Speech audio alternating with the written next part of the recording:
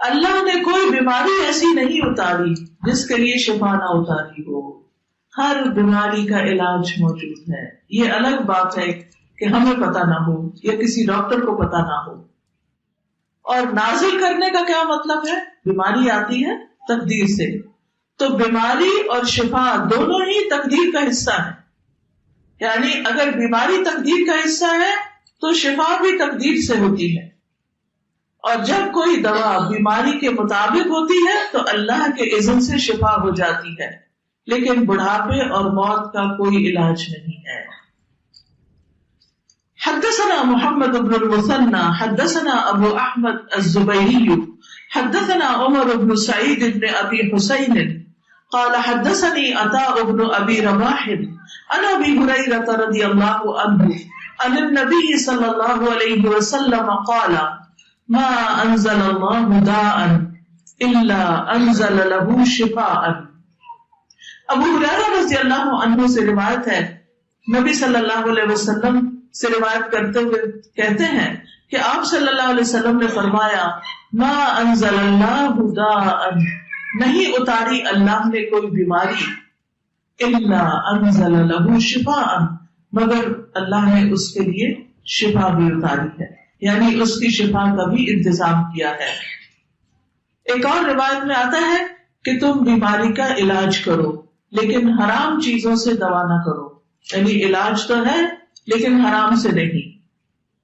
یہاں اصل میں امام بخاری اس نظریے کی تردید کرنا چاہتے ہیں کہ بعض لوگوں کا خیال یہ ہے کہ جب بیماری آئے تو صرف صبر کرو اور اپنے آپ علاج نہ کرو اور بیماری پر راضی رہو.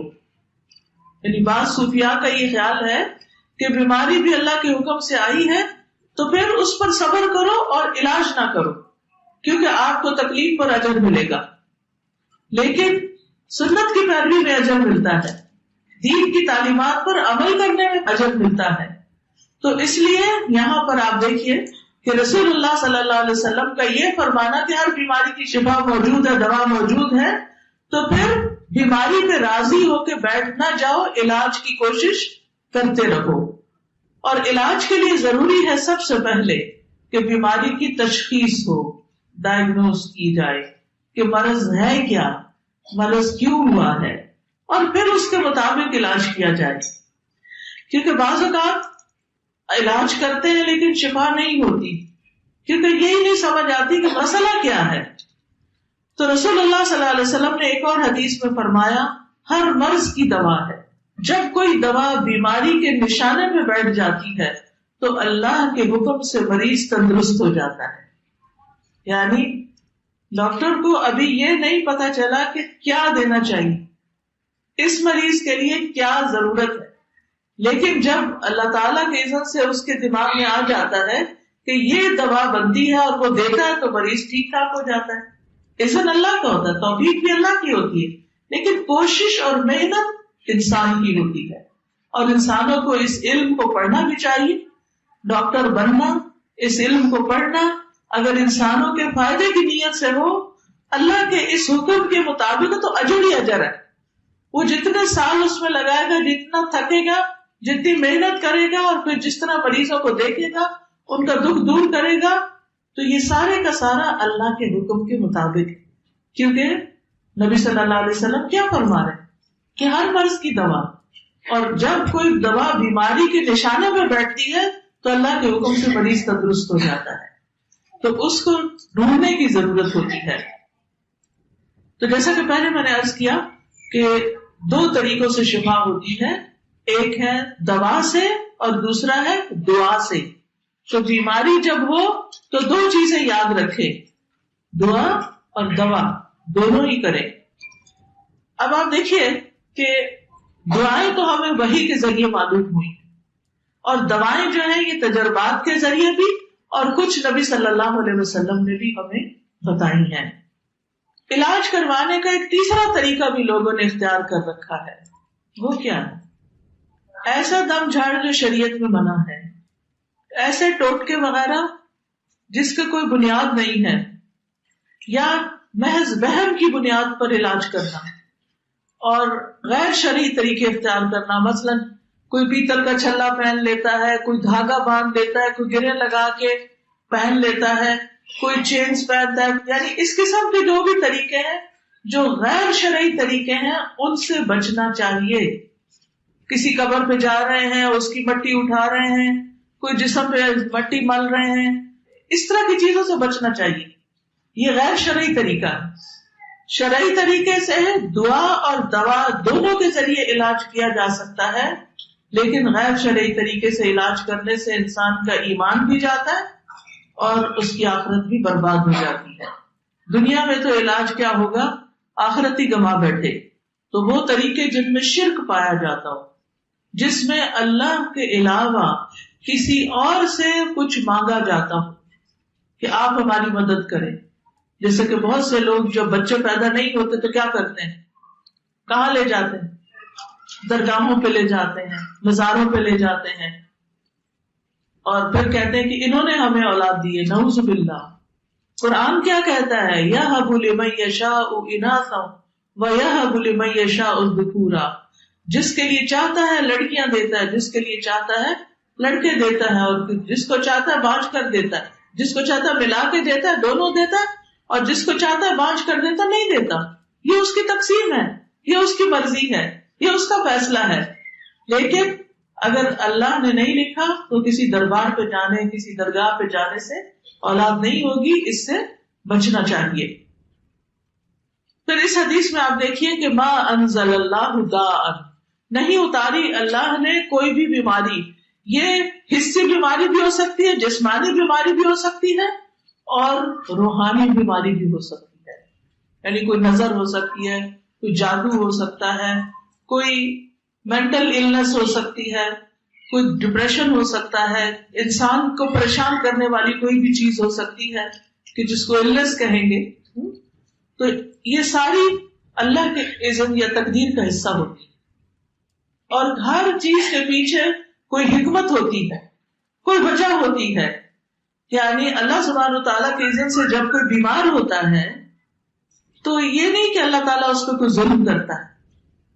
وہ اس لیے ہوتا ہے کہ اللہ تعالیٰ بعض اوقات اس بندے کو گناہوں سے پاک کرنا چاہتے ہیں، بعض اوقات اس کے ذریعے سے اس کی آخرت کے درجات بلند کرتا ہے. کئی دفعہ ایسا بھی ہوتا ہے کہ انسان کا جو درجہ اللہ کے ہاں لکھا ہوا ہے وہ اپنے اعمال کی وجہ سے اس درجے تک نہیں پہنچتا، تو اللہ تعالیٰ اس پر کوئی آزمائش بھیج دیتے ہیں. کبھی ایسا ہوتا ہے کسی کو کوئی فریکچر ہو جاتا ہے، کسی کو کوئی ایسی بیماری اچانک آ جاتی ہے، اور وہ پھر اس میں صبر کرتا ہے تو وہ فوراً ایک دم اس کا گریڈ بہت اونچا چلا جاتا ہے جو عبادت سے حاصل ہونے والا نہیں تھا. بعض اوقات انسان جب بیمار ہوتا ہے تو وہ اپنے بارے میں زیادہ سوچتا ہے کہ میں نے کیا کیا گناہ کیے، میری کیا کیا غلطیاں ہیں. جب انسان صحت مند، انرجیٹک، طاقتور ہوتا ہے تو اس وقت کیا کرتا ہے، بھاگا دوڑا پھرتا ہے، ادھر جاؤ ادھر جاؤ، اس سے گپ شپ، ہنسی کھیل مذاق، کھانا پینا. اس کو اللہ کی یاد کم آتی ہے. لیکن جب انسان بیمار ہو کے بستر پر پڑ جاتا ہے تو پھر اللہ کی یاد بہت آتی، پھر توبہ استغفار بھی بہت ہوتی، پھر دعائیں بھی بہت ہوتی. تو یہ سب چیزیں اس کے درجے بلند کرنے کا ذریعہ بن جاتی ہیں. پھر آپ دیکھیے کہ جس طرح بیماریاں دو طرح کی ہیں، علاج بھی دو طرح کے ہیں. جیسے شروع سے میں عرض کر رہی ہوں آپ کو، قرآن شفا ہے. قرآن مجید میں اللہ تعالیٰ فرماتے ہیں یا ایھا الناس قد جاءتکم موعظۃ من ربکم وشفاء لما فی الصدور وہدی ورحمۃ للمؤمنین. اے لوگو، بے شک تمہارے پاس تمہارے رب کی طرف سے عظیم نصیحت اور اس کے لیے سراسر شفا جو سینوں میں ہے. دل کی بیماریوں کے لیے خاص طور پر قرآن شفا ہے، اور ایمان لانے والوں کے لیے سراسر ہدایت اور رحمت آئی ہے. تو اس لیے انسان کو قرآن سے علاج کرنا چاہیے. اور پھر اس میں یہ یاد رکھیے کہ تجربہ نہیں کرنا چاہیے کہ چلو ذرا کر کے دیکھتے ہیں ہوتا کہ نہیں علاج، بلکہ پورے یقین کے ساتھ علاج کرنا چاہیے. کیونکہ اللہ تعالیٰ نے ہر بیماری کا علاج پیدا کیا ہے، اس لیے علاج کرنا چاہیے. مسند احمد کی روایت میں آتا ہے حیث خلق الداء خلق الدواء فتداؤ. جیسے اس نے دوا پیدا کی بیماری، ایسے ہی دوا بھی پیدا کی، دونوں اللہ کی کریشن ہے. فتداؤ، تو تم کیا کرو؟ دوا کرو. دوا کرنے کا حکم دیا گیا ہے. اسامہ بن شریک کہتے ہیں میں نبی صلی اللہ علیہ وسلم کی خدمت میں پہنچا تو میں نے دیکھا کہ آپ کے صحابہ آپ کی مجلس میں ایسے بیٹھے ہوئے تھے گویا ان کے سروں پر پرندے بیٹھے ہیں، یعنی بہت ادب سے اور سکون سے بیٹھے ہوئے تھے. چنانچہ میں نے سلام کیا اور میں بیٹھ گیا. ادھر ادھر سے بدوی لوگ آئے، آرابی. انہوں نے پوچھا اے اللہ کے رسول صلی اللہ علیہ وسلم کیا ہم علاج کر لیا کریں؟ ہمیں اجازت ہے ہم علاج کریں؟ آپ نے فرمایا دوا استعمال کیا کرو. بلا شبہ اللہ نے کوئی بیماری ایسی پیدا نہیں کی مگر یہ کہ اس کی دوا پیدا کی ہے، سوائے ایک بیماری کے بڑھاپے کی، اس کی دوا نہیں ہے کوئی. پھر اسی طرح دوا سے شفا اللہ کے اذن سے ہوتی ہے، یہ بھی یاد رکھنا چاہیے. شفا ڈاکٹر کے ہاتھ میں نہیں ہوتی، اللہ کے ہاتھ میں ہوتی، اللہ کے اذن سے شفا ہوتی ہے. علاج کروانا اللہ کے حکم میں سے ہے. تو علاج کروانے کے کچھ اصول ہیں، یہ بھی یاد رکھیے. نمبر 1، اللہ کو شافی ماننا کہ اللہ ہی شافی. اللہم انت الشافی لا شفاء الا شفاؤک. ابراہیم علیہ السلام نے کہا تھا وَإِذَا مَرِضْتُ فَهُوَ يَشْفِينِ، جب میں بیمار ہوتا ہوں تو وہ مجھے شفا دیتا ہے، اور شفا اللہ کے ہاتھ پہ ہے. نبی صلی اللہ علیہ وسلم جب دم کیا کرتے تھے تو یہ دعا پڑھتے تھے امسح البأس رب الناس بیدک الشفاء لا یکشف الکرب الا انت. اے لوگوں کے رب تکلیف دور کر دے، شفا تو تیرے ہی ہاتھ میں ہے، تیرے سوا درد کو کوئی دور کرنے والا نہیں، یعنی اس تکلیف کو دور کرنے والا اور کوئی نہیں. پھر اسی طرح حدیث میں آتا ہے کہ طبیب تو اللہ ہی ہے، یعنی اللہ تعالیٰ کا ایک نام الشافی ہے اور ایک الطبیب بھی ہے. ابو رمزہ کہتے ہیں میرے والد نے رسول اللہ صلی اللہ علیہ وسلم سے عرض کیا مجھے آپ اپنی وہ چیز دکھائیں جو آپ کی پشت پر ہے، یعنی مہر نبوت جو تھی، کیونکہ میں طبیب ہوں. آپ نے فرمایا طبیب تو اللہ ہے بلکہ تو رفیق ہے، یعنی مریض کو تسکین اور دلاسا دیتا ہے. اس بیماری کا طبیب تو وہی ہے جس نے اس کو پیدا کیا ہے. تو اصل طبیب اور علاج کون کرتا ہے؟ اللہ ہی کرتا ہے. اللہ ہی بندوں سے تکلیفوں کو دور کرتا ہے. ایوب علیہ السلام کی بیماری کس نے دور کی تھی؟ اللہ سبحانہ وتعالیٰ نے. وَأَيُّوبَ إِذْ نَادَى رَبَّهُ أَنِّي مَسَّنِيَ الضُّرُّ وَأَنْتَ أَرْحَمُ الرَّاحِمِينَ. اور ایوب علیہ السلام جب اس نے اپنے رب کو پکارا کہ بے شک مجھے تکلیف پہنچی ہے اور تو رحم کرنے والوں میں سب سے بڑھ کر رحم کرنے والا ہے، تو ہم نے اس کی دعا قبول کر لی. کیا دعا کی تھی انہوں نے؟ انی مسنی الضر وانت ارحم الراحمین. تو اللہ تعالیٰ نے ان کی دعا قبول کر لی، بس اس کی جو بھی تکلیف تھی دور کر دی، اور اس کے گھر والے اور ان کے ساتھ اس کی مثل اور عطا کر دیے اپنے پاس سے رحمت کے لیے، اور ان لوگوں کے لیے یاد دہانی جو عبادت کرنے والے ہیں. تو اللہ سبحانہ تعالیٰ جب انسان مصیبت کے وقت اس کو پکارتا ہے تو اللہ تعالیٰ بندوں سے مصیبت دور کر دیتا ہے. تو سب سے پہلے علاج کرواتے وقت دل میں کیا پکا یقین رکھنا ہے؟ شفا اللہ دیتا ہے. ڈاکٹر ایک وسیلہ ہے، ایک ذریعہ ہے، اس کو بھی یہ توفیق، یہ دماغ، یہ محنت، یہ سب کچھ، یہ سمجھ اللہ نے دی ہے. تو اللہ کے اذن سے شفا ہوگی. دوسری چیز کتاب اللہ سے علاج کرنا. ہم بعض اوقات صرف دوائیوں پر ڈیپینڈ کرتے ہیں جبکہ اللہ کی کتاب سے بھی شفا حاصل ہو سکتی ہے. سورۃ بنی اسرائیل میں اللہ تعالیٰ فرماتے ہیں وَنُنَزِّلُ مِنَ الْقُرْآنِ مَا هُوَ شِفَاءٌ وَرَحْمَةٌ لِّلْمُؤْمِنِينَ، اور ہم قرآن کے ذریعے سے وہ چیز نازل کرتے ہیں جو مومنوں کے لیے شفا اور رحمت ہے. حضرت عائشہ سے مروی ہے کہ رسول اللہ صلی اللہ علیہ وسلم ایک مرتبہ ان کے پاس تشریف لائے تو ایک عورت حضرت عائشہ کا علاج کر رہی تھی یا آپ کو دم کر رہی تھی. تو آپ نے فرمایا عالجیہا بکتاب اللہ، اس کا علاج کتاب اللہ کے ساتھ کرو، یعنی اللہ کی کتاب میں سے کچھ پڑھ کر اس کو دم کرو جس سے اس کا علاج ہو. اللہ کی کتاب میں وہ کون سا حصہ ہے جس کا نام ہے شفا؟ ماشاء اللہ، سورۃ الفاتحہ.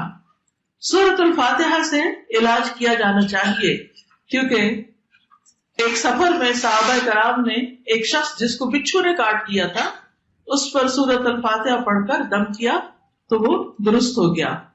پھر سورۃ البقرہ سے علاج جیسے جادو وغیرہ کا، نظر کا، رسول اللہ صلی اللہ علیہ وسلم نے فرمایا سورۃ البقرہ پڑھا کرو کیونکہ اس کا پڑھنا باعث برکت ہے اور اس کو چھوڑ دینا باعث حسرت ہے. اس کے پڑھنے والے پر جادوگر قدرت نہیں پا سکتے. پھر معوذتین سے علاج، رسول اللہ صلی اللہ علیہ وسلم جنوں اور انسانوں کی بری نظر سے پناہ مانگا کرتے تھے یہاں تک کہ معوذتین نازل ہو گئی. جب یہ صورتیں نازل ہو گئی تو آپ نے ان کو لازم پکڑ لیا اور ان کے سوا دوسروں کو چھوڑ دیا. تو قرآن کے یہ حصے خاص طور پر، پھر اسی طرح آپ نے دیکھی ہوگی کتاب منزل یا رقیہ جس کو بولتے ہیں، ان آیات میں بھی اس طرح کے معنی پائے جاتے ہیں کہ بیماری میں ان کو بھی پڑھا جا سکتا ہے. پھر سنت سے علاج، قرآن سے علاج اور سنت سے علاج. انبیاء علیہ السلام کو قلبی اور روحانی ادویات دی گئی ہیں. ابن قیم کہتے ہیں کہ وہ وحی جو اللہ اپنے نبیوں کو کرتا ہے اس میں ایسی چیزیں ہوتی ہیں جس میں لوگوں کے لیے شفا ہوتی ہے. اس میں وہ دوائیاں بھی ہوتی ہیں جو بیماریوں سے شفا دیتی ہیں. یعنی وحی کے ذریعے صرف ڈوز اینڈ ڈونٹ سے نہیں اترے، اس میں شفا کی باتیں بھی اتری ہیں. وہ کہتے ہیں وہ ایسی ہوتی ہے جن کی طرف بڑے بڑے ڈاکٹروں کی عقل نہیں پہنچ پاتی اور ان دوائیوں تک ان کے علوم، تجربات اور قیاسات نہیں پہنچ سکتے. اور وہ ادویہ قلبی اور روحانی ہیں. مثلا تھکاوٹ کے علاج کے لیے نبی صلی اللہ علیہ وسلم نے کیا نسخہ بتایا؟ رات کو سوتے وقت پیناڈول لے کے ساتھ 33 دفعہ سبحان اللہ، 33 دفعہ الحمدللہ، 34 بار اللہ اکبر. ڈر اور خوف دور کرنے کا نسخہ، جیسے بچے بھی ڈرتے ہیں نا، تو رسول اللہ صلی اللہ علیہ وسلم نے فرمایا جو رات سے خوف کھائے کہ وہ اسے پریشان کرے گی یا مال خرچ کرنے سے بخل کرے یا دشمن سے مقابلہ کرنے سے ڈرے تو چاہیے کہ وہ اس قول کی کثرت کر دے سبحان اللہ و بحمدہ. بس اتنا ہی ہے، سبحان اللہ و بحمدہ. یعنی جب آپ کو ڈر لگ رہا ہو، کبھی لگا ڈر، سب کو کبھی نہ کبھی لگتا ہے، جب ڈر لگے تو تسبیح شروع کر دے سبحان اللہ و بحمدہ. اور اللہ کا ذکر ویسے بھی بچاؤ ہے، یعنی دشمن سے بچاؤ کا ذریعہ ہے. جوڑوں کے درد کا علاج ہر جوڑ کا صدقہ ہے. نبی صلی اللہ علیہ وسلم نے فرمایا تم میں جو کوئی آدمی صبح کرتا ہے اس کے ہر جوڑ پہ صدقہ لازم ہوتا ہے. یعنی صبح ہم جب اٹھتے ہیں تو ہر جوڑ پہ صدقہ واجب ہو جاتا ہے کہ اس کا صدقہ نکالو. ہم عام طور پر صرف پیسے سے صدقہ نکالنا جانتے ہیں اور ہر ایک کے پاس پیسے تو نہیں ہوتے، تو پھر صدقہ کیا کرے؟ اشراق کے نفل، یعنی 2 نفل، ذرا دیر سے پڑھے تو 4، جلدی پڑھے تو اشراق. یہ 2 نفل جو ہیں یہ 360 جوڑوں کا صدقہ ہے. اسی طرح ہر مرتبہ سبحان اللہ کہنا صدقہ ہے، الحمدللہ کہنا صدقہ ہے، لا الہ الا اللہ کہنا صدقہ ہے، اللہ اکبر کہنا صدقہ ہے. تو آپ کیا پڑھ سکتے ہیں؟ ایک تسبیح کر لیں سبحان اللہ والحمد للہ ولا الہ الا اللہ واللہ اکبر، ٹھیک ہے. اور اگر ولا حول ولا قوت الا باللہ بھی پڑھے تو بہت اچھا ہے، لیکن اتنا کہنا بھی کافی ہے. اسی طرح زہریلا جانور اگر کوئی ڈنک مار جائے تو اس کے بارے میں آتا ہے، حضرت علی سے روایت ہے کہ نبی صلی اللہ علیہ وسلم کو بچھو نے ڈس لیا اور آپ نماز پڑھ رہے تھے. جب آپ نماز سے فارغ ہوئے تو فرمایا اللہ بچھو پہ لعنت کرے، وہ نہ نمازی کو چھوڑتا ہے نہ کسی اور کو. پھر آپ نے پانی اور نمک منگوایا اور آپ اس پر ملتے جا رہے تھے اور یہ صورتیں پڑھ رہے تھے قل یا ایھا الکافرون قل اعوذ برب الفلق اور قل اعوذ برب الناس. اس بچھو کی کاٹنے کی جگہ پر پانی اور نمک لگا کے یہ صورتیں پڑھ کے دم کر رہے تھے. تیسری چیز طب نبوی سے علاج کرانا، جس میں سب سے پہلے حجامہ. نبی صلی اللہ علیہ وسلم نے فرمایا اگر تمہاری دواؤں میں کسی میں بھلائی ہے تو پچنا لگوانے میں نہیں، حجامہ کرانے میں یا شہد پینے میں یا آگ سے داغنے میں ہے. اور اگر وہ مرض کے مطابق ہو، یعنی اگر وہ مرض کے مطابق ہو، حجامہ ایسا کیا کہ بیماری کے مطابق ہے پھر علاج فائدہ دے گا، اور میں آگ سے داغنے کو پسند نہیں کرتا. پھر اسی طرح سنن ابی داؤد کی روایت ہے، جس نے چاند کی 17، 19 اور 21 تاریخوں کو حجامہ کرایا اسے ہر بیماری سے شفا ہو جائے گی۔ پھر کلونجی، کلونجی کے دانوں میں موت کے علاوہ ہر بیماری سے شفا ہے۔ کلونجی کے تیل پر شرعی دم کر کے اس کو رکھ لیں اور جہاں کہیں تکلیف ہو اس کے اوپر لگائیں اور کھلائیں بھی۔ اس دفعہ میں نے تجربہ کیا، میں کراچی گئی تو جاتے ہی مجھے رستے میں جیسے ایئرپورٹ سے نکلتے ہی آگے گئی تو مجھے تھوڑا فلو ہو گیا، اور میرا جب ایک دفعہ فلو ہوتا ہے تو بہت ٹائم لیتا ہے اور بہت زیادہ ایک طرح سے مشکل میں ڈال دیتا ہے۔